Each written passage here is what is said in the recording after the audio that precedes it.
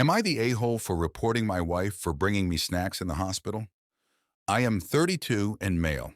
About 2 years ago, I was diagnosed with binge eating disorder.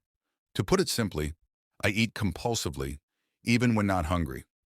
My BMI is 43, putting me in the class 3 obesity range. Since my diagnosis, I have not improved whatsoever.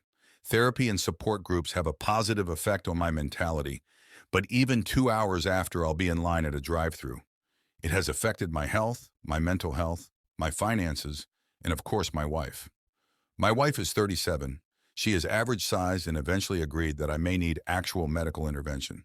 After a lot of deliberation, we packed up and temporarily moved states so I could participate in an inpatient program as part of a research study.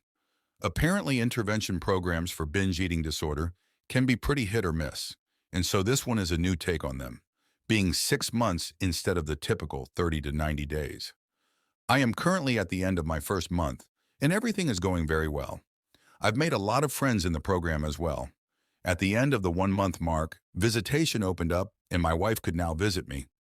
Obviously, she jumped at the chance and came to visit me 2 days ago.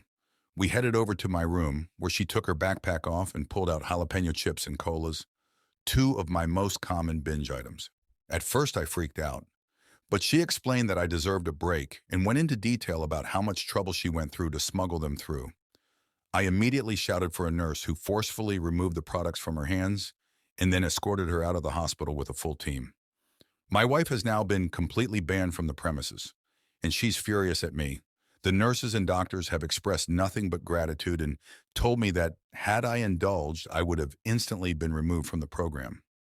One thing that my wife said that made me think she had a point was instead of telling her to put the snacks away and take them home, I went for the nuclear option of calling other people. I know that her bringing me snacks was objectively wrong, but was my reaction over the top?